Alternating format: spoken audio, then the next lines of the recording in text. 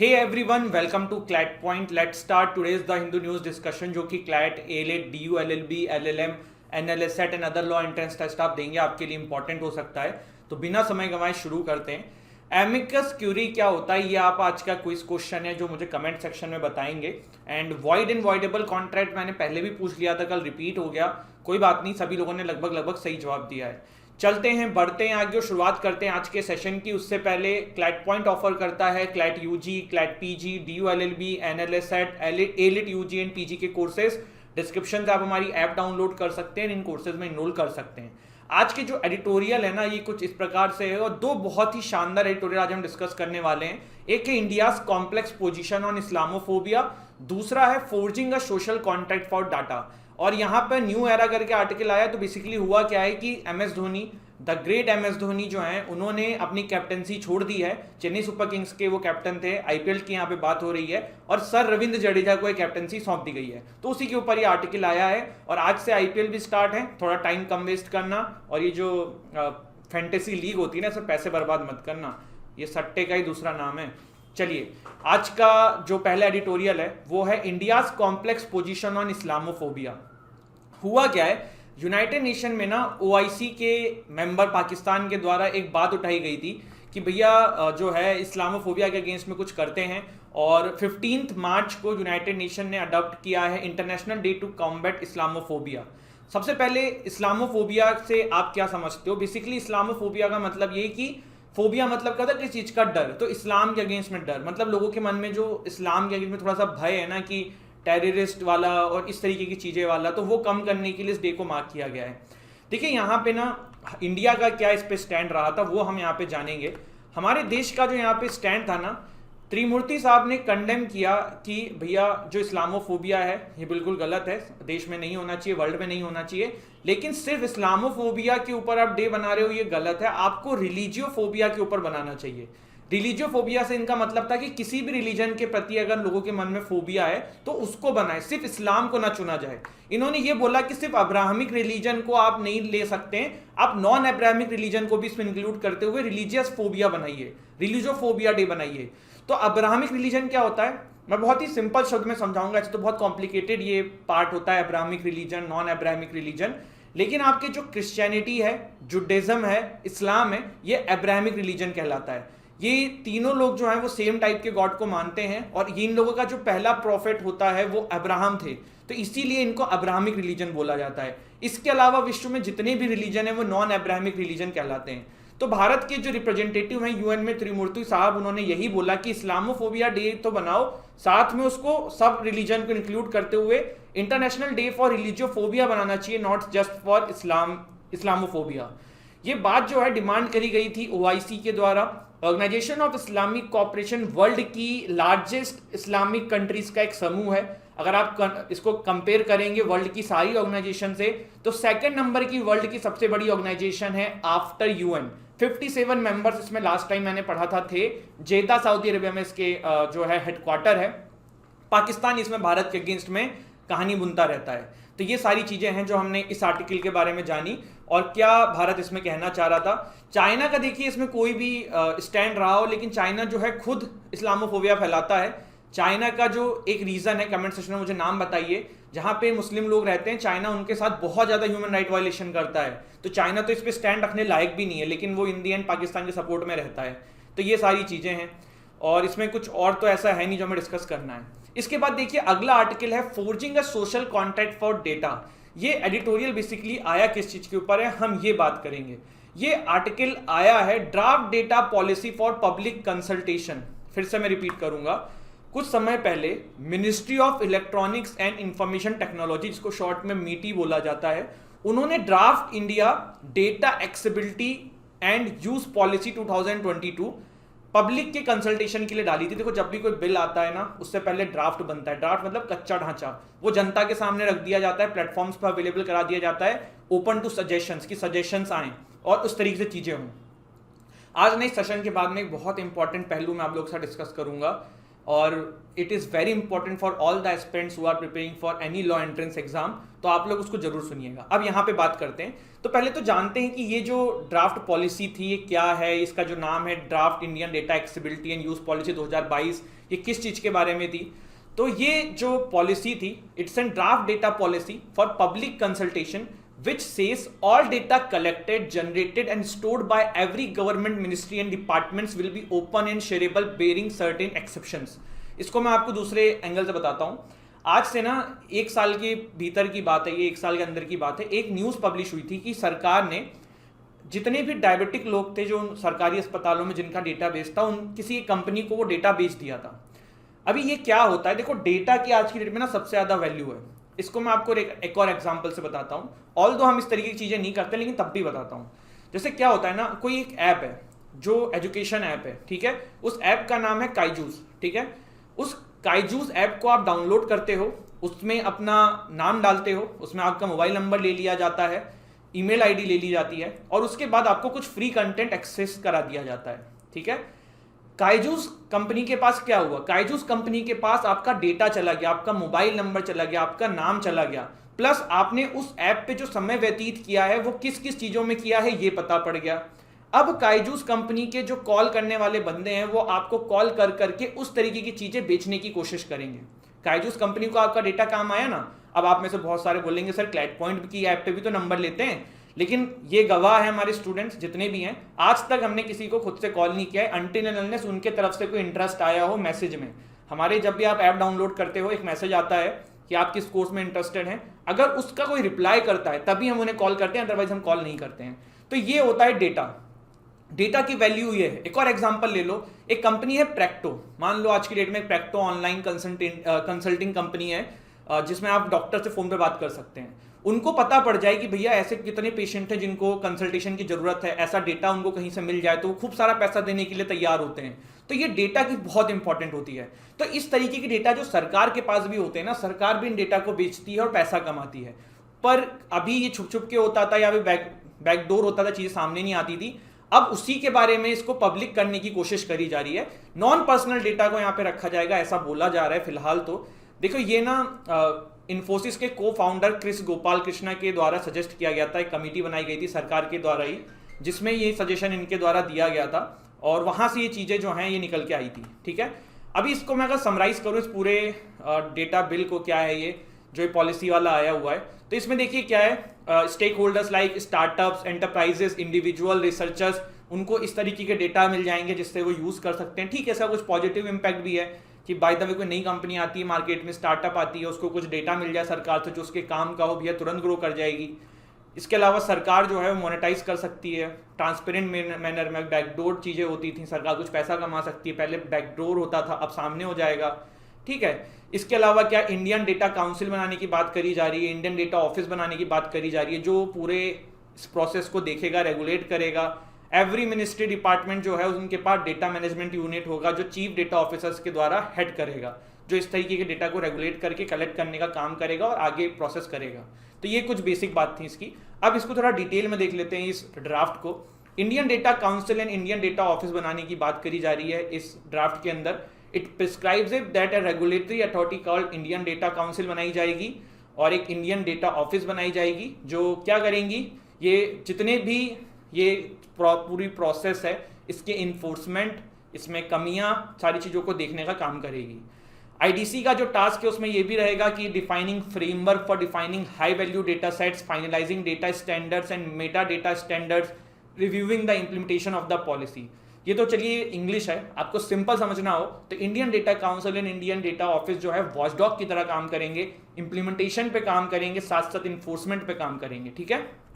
इसके बाद time frame क्या है, तो ड्राफ्ट पॉलिसी ये भी कहती है कि गवर्नमेंट के पास कोई भी डेटा होल्ड करने का ना एक पर्टिकुलर टाइम होगा, उसके बाद नहीं कर पाओगे। जैसे कि आज गवर्नमेंट के पास कोई डेटा है, सरकारी अस्पताल के थ्रू कोई डेटा है कि भैया इतने पेशेंट हैं जिनको हार्ट डिजीजेज है, तो एक पर्टिकुलर टाइम तक सरकार जो है इसको होल्ड कर सकती है, इसके बाद नहीं कर सकती, उसके बाद उस डेटा को खत्म करना पड़ेगा। अब इसमें कुछ इश्यूज भी हैं। सबसे पहला इश्यूज जो आपके सामने आएगा वो आएगा राइट टू प्रिवेसी का, ठीक है। राइट टू प्रिवेसी देखो एज ए फंडामेंटल राइट की तरह पुट्टास्वामी केस में आया था। यहाँ पे आपको ओवरऑल दिख रहा है कि राइट टू प्रिवेसी का वायलेशन हो रहा है और ये एक गलत चीज है, क्योंकि आपसे नहीं पूछा जाएगा कि आपका डेटा किसी को बेचा जा रहा है नहीं जा रहा है। ये तो बैकड्रॉप हो रहा है, आपके बैकडोर चीजें चल रही हैं, बैकड्रॉप बोल रहा हूँ, बैकडोर चीजें चल रही हैं, आपको पता भी नहीं पड़ रहा है कि आपका डेटा बेच दिया जा रहा है। वैसे वो अभी भी हो रहा है, लेकिन तब सामने होगा। इसके अलावा जो है सरकार जो है पैसा कमाने की तरफ लगी हुई है, इस डेटा से भी मोनेटाइजेशन करेगी, प्योरली रेवेन्यू जनरेशन है, ठीक है। ओवरलैपिंग ऑफ एरियाज मतलब वो डाटा प्रोटेक्शन बिल आने वाला है, देखो वो प्राइवेसी की बात कर रहा है, और यहाँ पे ये जो है ये प्राइवेसी का वायलेशन की बात कर रहा है, क्लियरिटी नहीं मिल रही है। तो ये सारी चीज़ें हैं जो कुछ इश्यूज इसके साथ हैं, कुछ सिग्निफिकेंस भी हैं। सबसे पहली चीज़, जो नई स्टार्टअप्स हैं, एंटरप्राइजेस हैं, इंडिविजुअल्स हैं, रिसर्चर्स हैं, उनको बहुत परेशान होना पड़ता था इन सब चीज़ों के लिए। सिंपल अवेलेबल होगा, पैसा दो, प्राप्त करो, यूज़ करो। इसके अलावा बहुत अच्छी गाइडलाइंस भी बनाई जा रही है, प्रॉपर सिस्टम के साथ हो रहा है, ऐसे नहीं कि हवा में हो रहा है, डेटा बेचा जा रहा है जिसका मिसयूज़ हो सकता है। मैक्सिमाइजिंग एक्सेस हो जाएगा, सबके सामने चीज़ें रहेंगी, कोई भी एक्सेस कर सकता है। अभी भी क्या हो रहा है ना, डेटा तो बिक रहे हैं, पीछे से जा रहा है, लेकिन कुछ लोग ही ले पा रहे हैं, जो पावरफुल लोग हैं, जिनके पास जुगाड़ है। बट ये चीज़ें जब ओपन अवेलेबल होंगी तो आप मैं कोई भी पैसा खर्च करके ले सकता है। प्रोटेक्टिंग द प्रिवेसी के लिए भी यहाँ पे पूरी तैयारी करी जा रही है, ऐसा इस बिल में बोला गया है, इस ड्राफ्ट में बोला गया है, bill is not the correct term. Enabling securing pathways, और अपने मन से देखो, सिग्निफिकेंस आप अपने मन से सोच सकते हो, ये तो कुछ लिखे हुए हैं, सिग्निफिकेंस आप अपने हिसाब से सोच सकते हो कि इसके क्या फायदे हो सकते हैं, ठीक है। आगे बढ़ते हैं, बाकी कुछ न्यूज़ देख लेते हैं। योगी आदित्यनाथ स्वान इन as Uttar Pradesh chief minister, तो बड़ा धूमधाम से इनका लखनऊ में ही था मैं कल, तो बड़े धूमधाम से इन्होंने शपथ ग्रहण करी है। Peace in border areas key to normal ties, India tells China. देखो भैया, चाइना से ये आए थे एक्सटर्नल अफेयर मिनिस्टर, जो वैंग यी इनका नाम है। अब इन्होंने क्या किया, ये पहले अफगानिस्तान गए, फिर पाकिस्तान गए, फिर इंडिया आ गए, और इतनी सारी बातें थी, लेकिन कोई अभी तक सिग्नेचर नहीं हुआ है, कोई रिटर्न एग्रीमेंट नहीं हुआ है, क्योंकि भारत का सिंपल ये कहना है, जब तक एलएसी पे तुम बवाल खत्म नहीं करोगे हम तुम्हारी नहीं सुनेंगे। एलएसी क्या है, line of actual control. There is a difference between LOC and LAC. जगह का तो है ही है, एलओसी इंडिया पाकिस्तान के बीच में है, एलएसी इंडिया चाइना के बीच में है, but LOC is officially recognised line by India and Pakistan की भैया ये है। बट एलएसी जो है ना, चाइना अलग बोलता है, हम हमारा मानते हैं, और इसके वजह से ये कॉन्फ्लिक्ट रहता है। ऑफिशियली अभी तक दोनों कंट्री ने एलएसी को एक्सेप्ट नहीं किया है, इसीलिए बॉर्डर में बहुत दिक्कत देखने को मिलती है। Online voting for NRIs under consideration से किरण रिजिजू जी ने बोला है कि जो इलेक्शंस होते हैं उसमें जो नॉन रिटर्निंग इंडियंस होते हैं उनको ऑनलाइन वोटिंग जो है वो कंसिडरेशन में है। फिर है जीएसएलवी लास्ट ईयर मिशन में है failed due to valve leak, तो जो हाइड्रोजन गैस का टैंक होता है वहाँ पे लीक था, ऐसा बोला जा रहा है। जो लास्ट ईयर जीएसएलवी का मिशन जो फेल हुआ था उसके पीछे ये कारण हो सकता है। US allies plan to turn off Russian gas, देखिए रशिया जो है यूक्रेन में और हावी होता जा रहा है। रिसेंटली ऐसा बोला जा रहा है कि एक बॉम्ब अटैक में 300 लोगों की यूक्रेनियंस की मृत्यु हो गई थी। उसके बाद ना यूएस और नेटो सब लोग मिलकर कुछ ऐसा प्लान कर रहे हैं कि भैया रशिया का सारा इकोनॉमिक टाइज कैंसिल कर दो। देखो रशिया की इकोनॉमी जो है ना वो नेचुरल गैस के सप्लाई पे बहुत ज़्यादा डिपेंडेंट है। और एक सिंपल सी मैं आपको बात बताता हूँ, आप इसको अपने ऊपर ले लेना। आप दुनिया में ज़िंदगी में कोई भी काम कर रहे हो, अगर आपके जेब में पैसा नहीं रहेगा ना, आप कुछ नहीं कर पाओगे, आपको खुद पता है। मैं कह रहा हूँ 50 रुपये हो, 100 रुपये हो, मतलब अपने प्रोपोर्शन में हो, लेकिन हो। पर जब पैसा खत्म हो जाएगा तब क्या करोगे? सेम चीज़ रशिया के साथ है। जितना ये वॉर हो रहा है इसमें कितना पैसा खर्च हो रहा है। अब अगर उनको इकोनॉमी उतना पैसा आना ही बंद हो जाएगा तब क्या करेंगे? यूएस एक चाह रहा है कि जितनी भी उसके एलाइज कंट्री ना रशिया के साथ ट्रेड करना बंद कर दें, नेचुरल गैस खरीदना बंद कर दें। और रशिया रुका नहीं ना तो ये हो जाएगा। फिर रशिया के पास सिर्फ चाइना, इंडिया और इधर के जो कंट्रीज हैं वो बचे रह जाएंगे। बाकी वेस्टर्न कंट्रीज ने तो वैसे भी आधों ने छोड़ दिया है, बचे उच्चे भी छोड़ देंगे। तो ये यूएस चाहता है, यूएस अपनी, क्योंकि यूएस के पास भी नेचुरल गैस है भैया, वो भी कमाएगा पैसा। यूएस तो चाहता ही है। नॉर्थ स्ट्रीम 2 पाइपलाइन जर्मनी से रशिया के बीच में जो थी, यूएस बहुत पहले से पीछे लगा हुआ था कि भैया ये पाइपलाइन जो है बंद हो जाए, पर जर्मनी मना कर दिया था। लेकिन रशिया ने जब ये अटैक कर दिया तब जर्मनी के पास भी कोई ऑप्शन नहीं था और उन्होंने इस गैस पाइपलाइन को फाइनली जो है स्टॉप लगा दिया है। इसके बाद है Sri Lanka to set up special north east fund. पहले बात तो इनके पास कोई फंड नहीं है, इन्होंने अपनी फॉरेन एम्बेसी तक तो बंद कर डाली है, पर ठीक है ये दिखा रहे हैं कि हम इंडिया के जो लोग हैं उनको सपोर्ट कर रहे हैं। अब आप कहेंगे ये कैसे? तो देखो जो श्रीलंका का मैप देखोगे ना, उसमें जो श्रीलंका का नॉर्थ ईस्ट एरिया है ना, वहाँ पे सबसे ज़्यादा तमिल लोग रहते हैं, तो इनडायरेक्टली इंडियंस रहते हैं जो पुराने इंडियंस थे, तो उन्हीं के लिए स्पेशल फंड बनाने की बात करी जा रही है। अब देखिए रिवीजन करेंगे, उससे पहले ना मैं आज एक बहुत इंपॉर्टेंट टॉपिक आप लोगों के साथ डिस्कस करना चाहता हूँ, द हिंदू एनालिसिस स्कैम। ये स्कैम क्या है? ये कौन कर रहा है? ये स्कैम द हिंदू न्यूज़पेपर कर रहा है? तो जवाब है नहीं, ये स्कैम यूट्यूबर्स कर रहे हैं। मैं यूट्यूबर्स इसलिए बोल रहा हूँ कि ऐसे जगहों पे ना उनको मैं टीचर्स नहीं बोल सकता जो इस तरीके की चीज़ें कर रहे हैं। क्या हो रहा है देखिए, बहुत गलत स्टूडेंट्स के साथ हो रहा है, एस्पिरेंट्स के साथ हो रहा है, क्लैट के, DOLLB के, NLS के, लॉ एंट्रेंस टेस्ट के एस्पिरेंट्स के साथ हो रहा है। क्या गलत हो रहा है देखिए, द हिंदू आप लोगों को पढ़ना है, चाहे आप किसी भी गवर्नमेंट एग्जाम की तैयारी करें, चाहे आप लॉ एंट्रेंस टेस्ट की तैयारी करें, ठीक है। हम यहाँ पे सिर्फ लॉ एंट्रेंस टेस्ट की अगर बात करें तो इंग्लिश का रोल हर एग्जाम में, करंट अफेयर का रोल हर क्लैट के, DU के, LLM के, NLS सेट के हर एग्जाम में इंपॉर्टेंस है। अब आप लोगों को ना 1 घंटे न्यूज़पेपर तो पढ़ना है, मैं कह रहा हूँ 1 घंटे नहीं तो 40 मिनट पढ़ना है, 30 मिनट पढ़ना है, 35 मिनट पढ़ना है, ठीक है। चलो मैं सबसे कम ले लेता हूँ, 35 मिनट पढ़ना है, और कम ले लूँ 30 मिनट पढ़ना है, ठीक है। आप 30 मिनट सेल्फ रीड करोगे, चाहे आप किसी का भी एनालिसिस देखो। अगर कोई आपसे ये कह रहा है ना कि मेरा एनालिसिस देखो, रीड मत करो, तो वो बेवकूफ बना रहा है। आप एनालिसिस देखिए, उसके बाद इसी एनालिसिस की PDF को रीड कर लीजिए, लेकिन करिए। और इसी PDF को या फिर जिस भी टीचर की आप क्लासेस देख रहे हैं उसके PDF को रीड करेंगे, तभी आपका बेनिफिट होगा, क्योंकि उसमें वो आर्टिकल्स ऑलरेडी उन्होंने छांट दिया है जो आपके लिए इंपॉर्टेंट होगा। बस बहरहाल वो टीचर सही हो जो पढ़ा रहे हैं। अभी ये क्या है ना स्कैम, इस स्कैम के अंदर ये हो रहा है कि आज की डेट में नॉर्मली यूट्यूब पे हिंदू का सेशन ना 40 मिनट, 50 मिनट, 55 मिनट, 1 घंटा, सवा घंटे का हो रहा है, ठीक है। मेरा एक सिंपल क्वेश्चन है आप लोगों से, क्या आप जिस एग्जाम की तैयारी कर रहे हो उसमें सिर्फ करंट अफेयर्स आता है? तो आप लोगों का जवाब होगा नहीं सर, ऐसा तो नहीं है। क्यों?